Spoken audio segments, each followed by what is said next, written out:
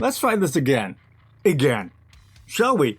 Hello folks, this is John again. Now if you have been following me the last 2 weeks, if you have not, then subscribe and make sure you're on the up.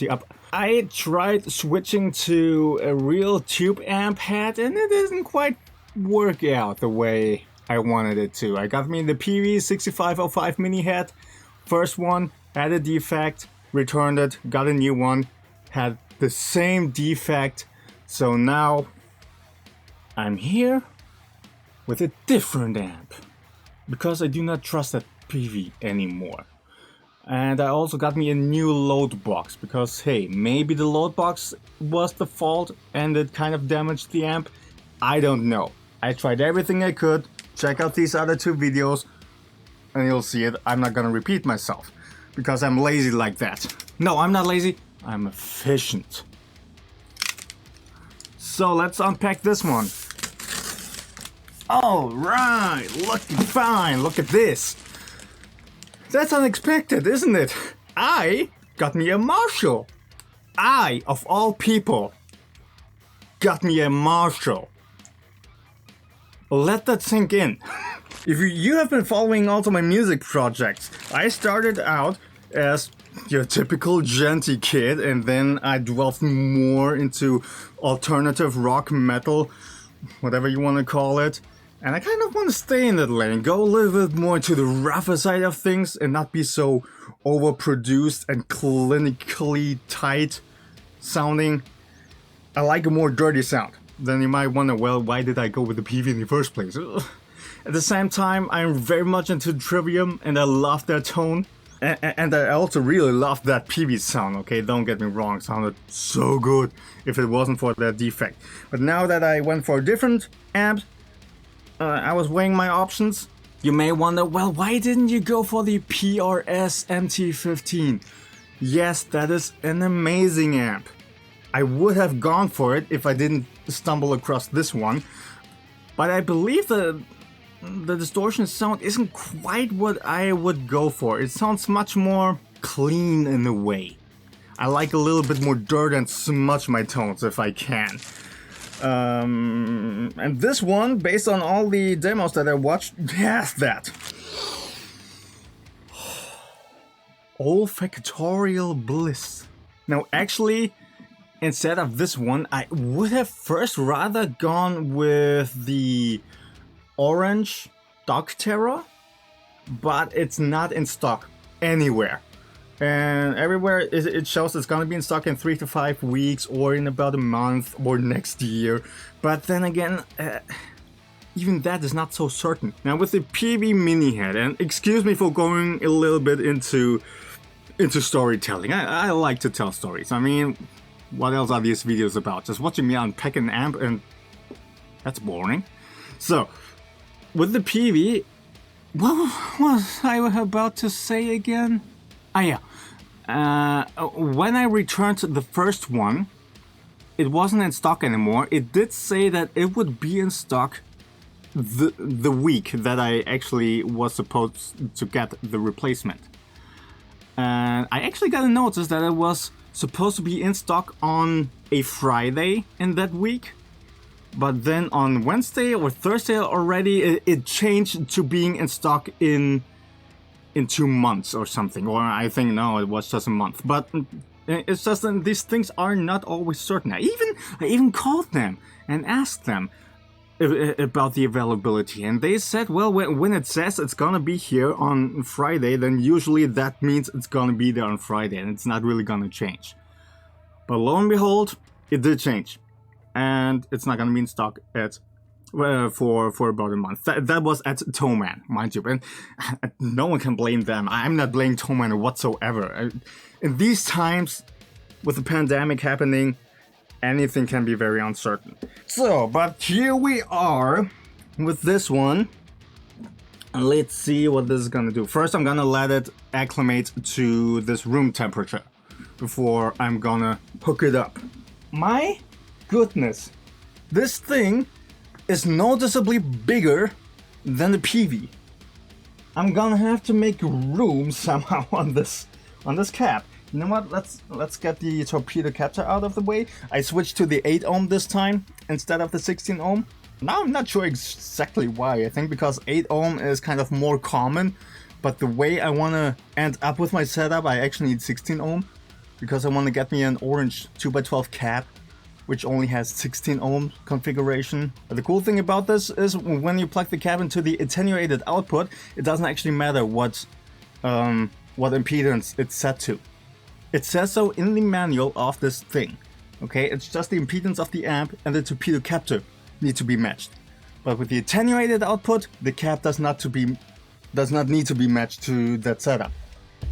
When you just use the throughput, then you gotta watch out. I still gotta figure out my viewing angles here. Quite like the setup for streaming. If you haven't, or if you don't know yet, I started my Twitch channel. Link is in the description. Sadly, I don't really get to do it too regularly. I only really have time either Fridays or Sundays. And I also need to be in a good mood. What do we have here? A guitar cable. I do have guitar cable. Who do you think I am? And isn't this a British power plug? Okay, interesting. I guess they just sent it with that as well. What the? You have to be kidding me. They sent me a British power plug. Here's the foot switch, by the way. What's interesting is they sent me an extra European power plug separately. So the European plug doesn't come with the amp already packed in. And we have the foot switch. Oh, this is nice. Oh, this is so much better than the PV foot switch.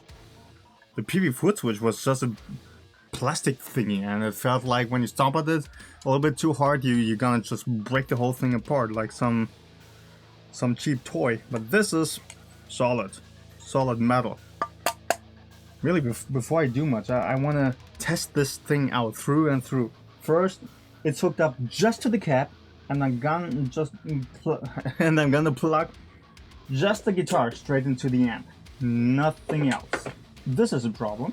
I like to use angle plugs. It just keeps everything a little bit cleaner and tighter when it comes to cable management. I like good cable management. But this plug and this front plate is recessed quite a bit, so this doesn't really fit too well. Also, instead of using the normal power plug, I'm going to hook this amp up to a power conditioner. So I pretty much got everything checked out. Power conditioner, so I don't get any grounding issues from outlets or the house's wiring, which isn't really a problem. The wiring in this house is pretty good. I mean, good German quality. But just to be safe, power conditioner, amp, cap, guitar, nothing else. I really need to watch out if something happens with this amp. If there's again hum coming in or some problem, I need to know what exactly it is.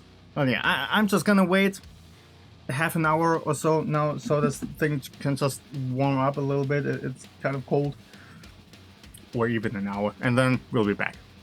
Okie dokie, let's turn this on. Blink a light, red light. Woo! And of course, wait the obligatory minute. I gotta clean this guitar sometime again. And switch the strings, they are starting to sound kind of dead. Even though they are elixirs, but these are like pretty sure well over half a year old by at this point. Elixir strings make you lazy, kind of. So, shall we try this? We can go from the standby either to high power mode or low power mode. This is a 20 watt amp, so I suppose high power means 20 watts. Low power? I don't know. But let's go to low because 20 watts is loud.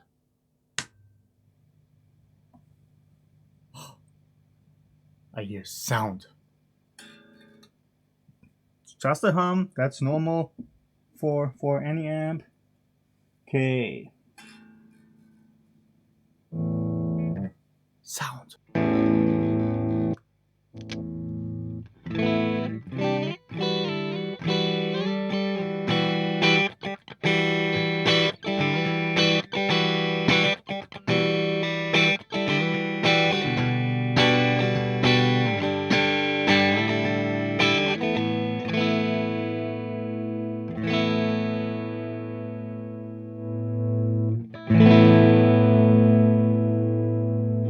So there is no master volume.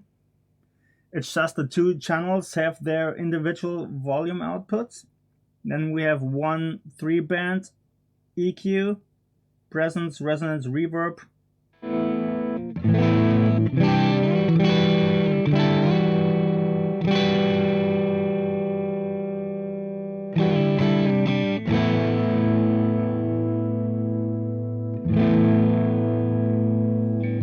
The way that tubes start to break up and add this little bit of crunch, it sounds so beautiful, feels so beautiful. That's definitely something that amp simulation has not gotten down to this point. Sure, there are pretty good things, but amp simulation always feels very harsh in the way they break up. And this smoothness, shut up phone, this smoothness just isn't there. I love it.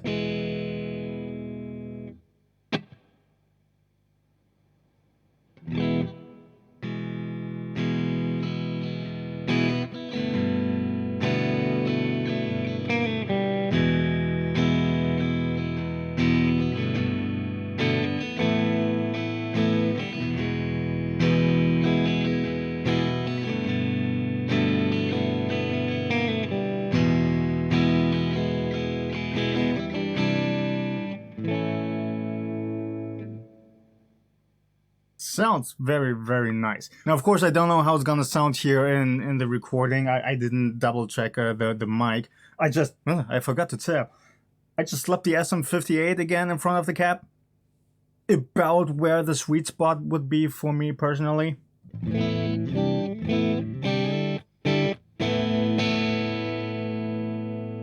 Okay. Make it flat again. Switch to the ultra gain.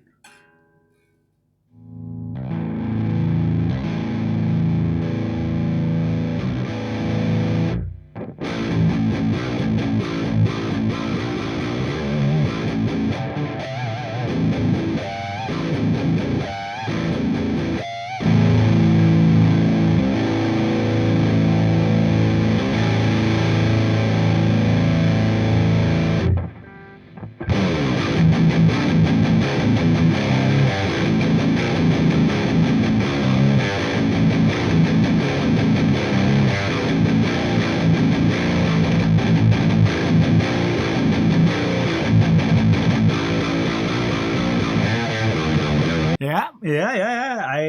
I see the potential. Of course, it sounds kind of flubby right now. I'm going guitar straight into the amp, no boost whatsoever. Okay, now let's try it out with some pedals in front of the amp. Nothing is in the effects loop, it's just noise gate and the Boss Super Overdrive, SD1. Turn on the overdrive.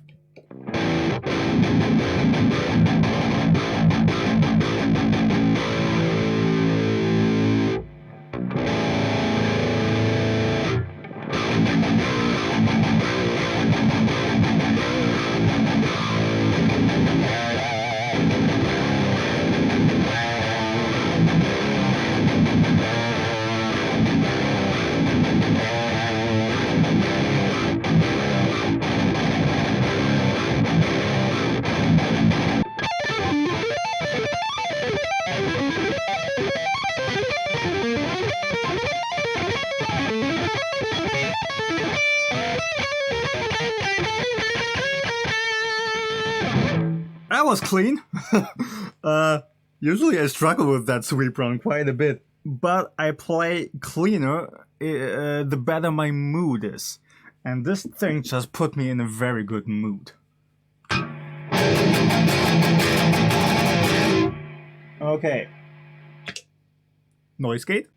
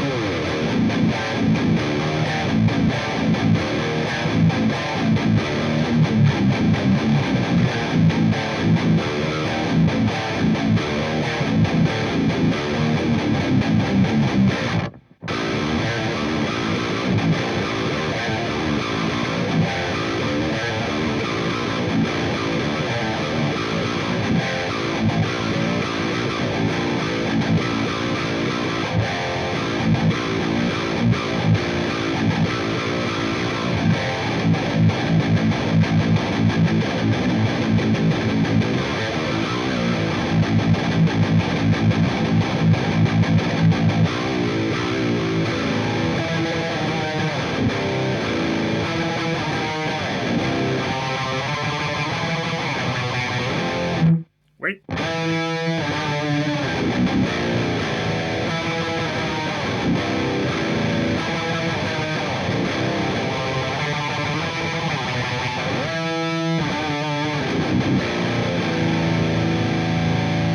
Yes.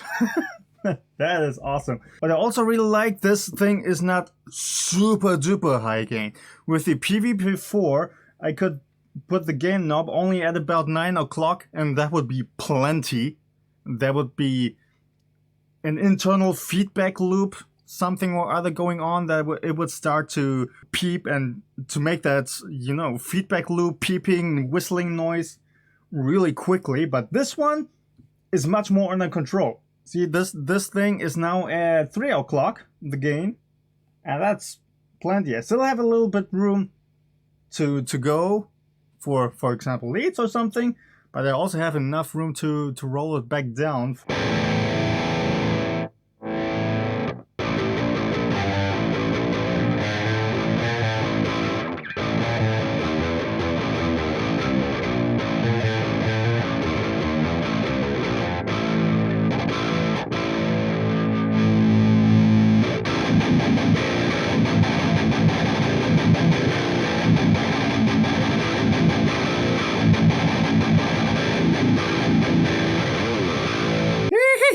So now I'm gonna put the stuff in the X loop so that the preamp can also be hooked up into the noise gate and get that background noise and hum even lower.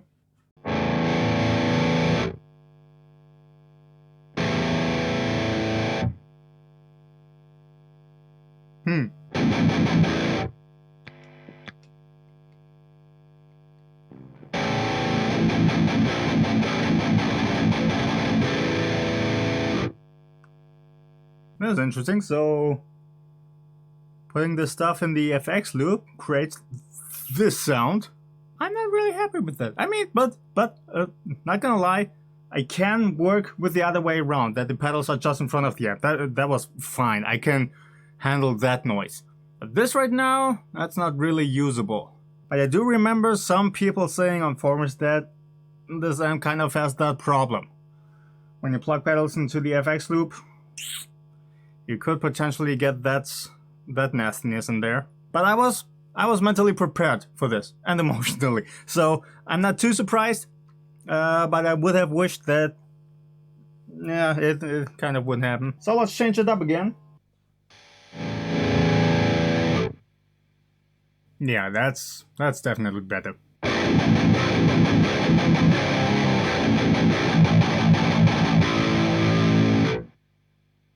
Now the tone on the overdrive is cranked.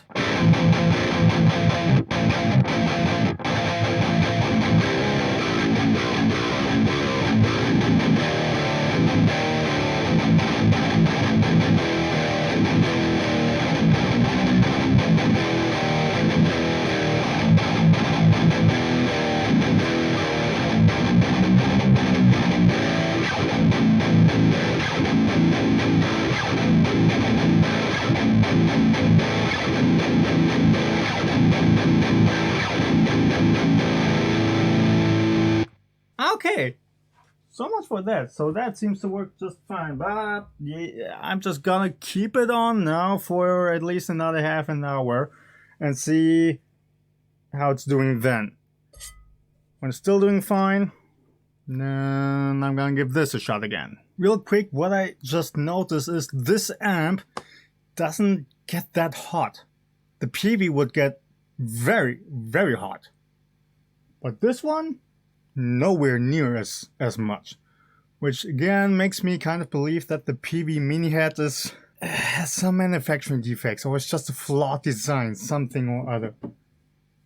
Just a quick side note. So, new day, now the Marshall is hooked up to the Torpedo Capture that goes into the interface, into a Rosen Digital impulse response.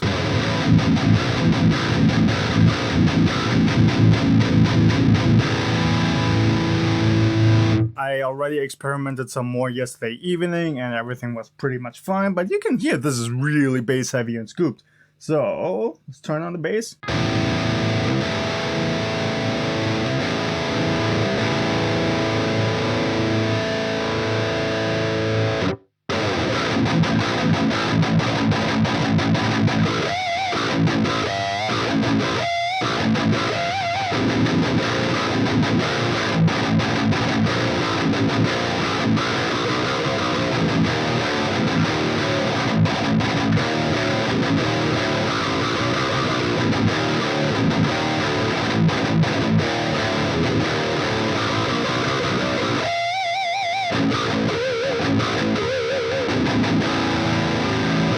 Yeah, sounds great.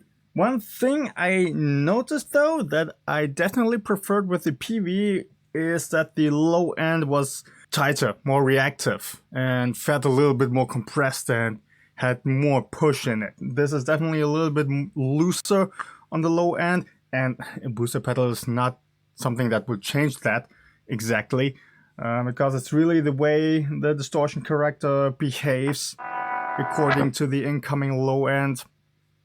And this just behaves differently. But I can live with it. Otherwise, this sounds really good in my opinion.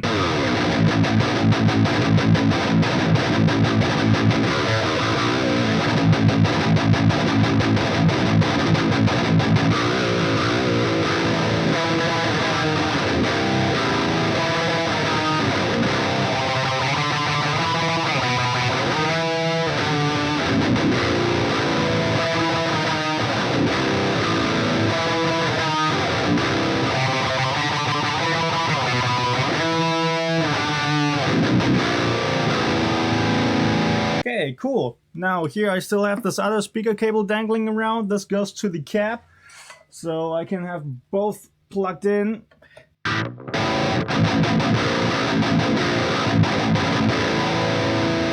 Of course, now I don't have the Shure in front of the cabinet because I literally do not have enough free inputs on my interface to pick up everything I have in here.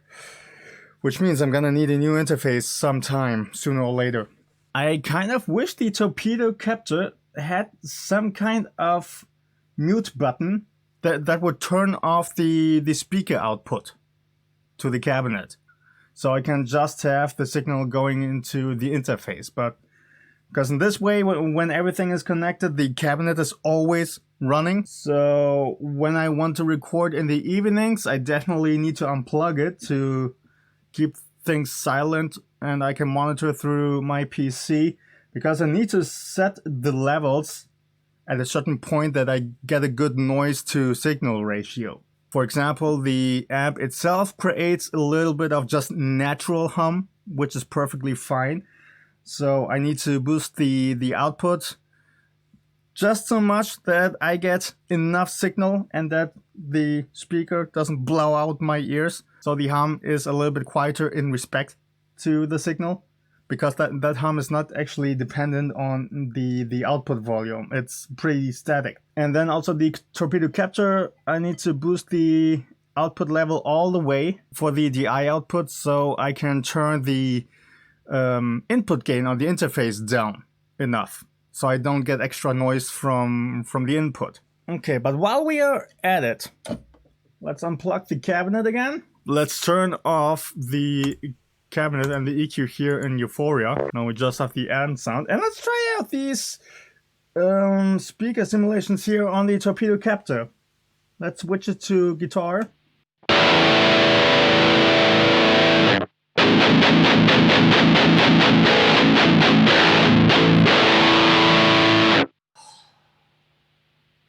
Seriously? Isn't 2 notes supposed to be really good with impulse responses? Why does this sound so bad?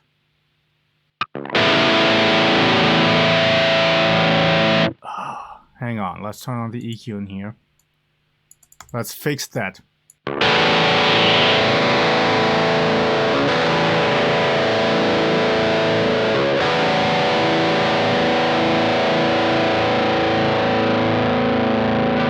There.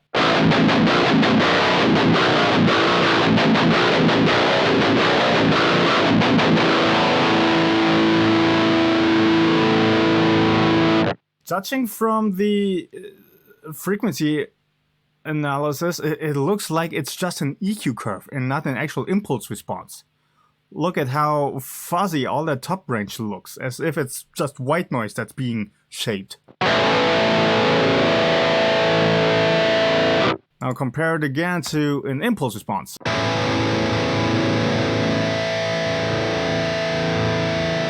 You see what that top end looks like? Completely different. But this right here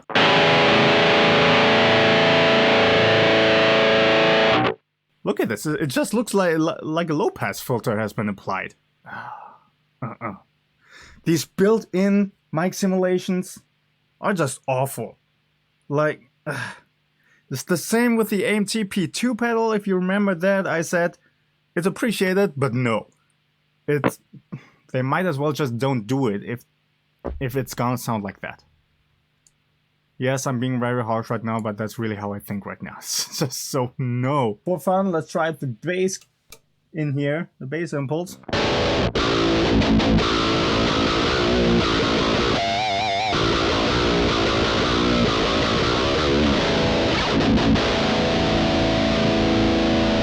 See, now that sounds a lot better.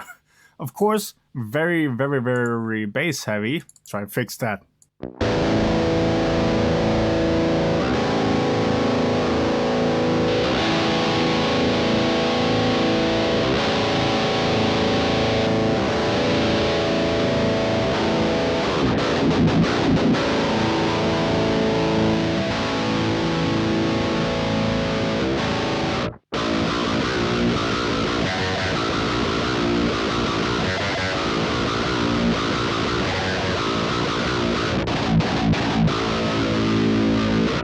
That is weird. Okay, so I'm not sure how you would use these two, but so yeah, impulse responses.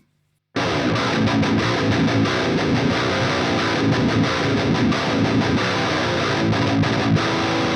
and let's also check it out with something else, an OwnHammer.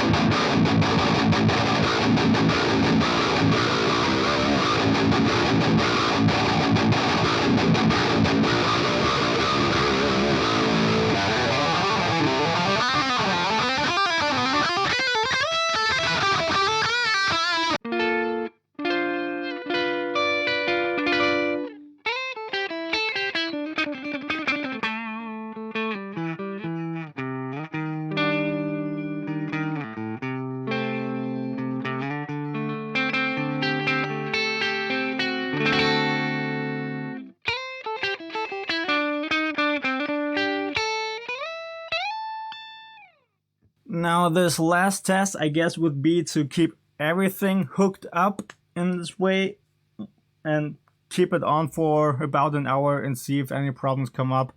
But I'm pretty optimistic that this time I won't get into any trouble. Again, just to recap with the PV mini head, it would happen that after an hour of it running, there would be this extra crackly hum coming in, and I did everything I could to find the problem and to work around it, and it seems like there's really something wrong with the output section of the amp. Perhaps something with the capacitors or the transformer. It could be some solder that just hasn't good connection when the amp is completely heated up after some time. Who knows? Because I did notice the amp got pretty hot, as I actually already said. This one doesn't really get that warm.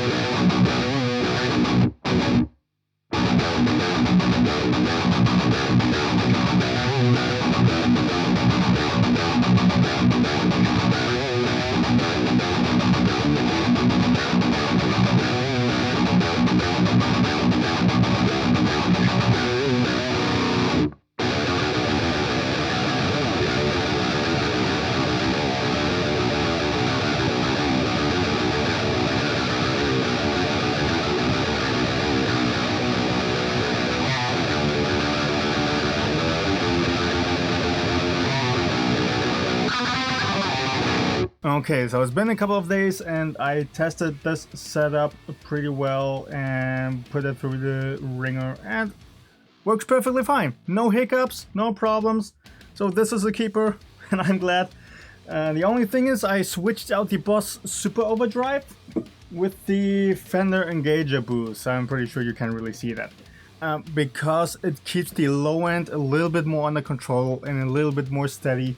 With the Boss it was a little bit more all over the place. It wasn't too bad or anything, but I noticed it could be improved. So I may be making some more videos the next couple of weeks about getting the best out of this setup.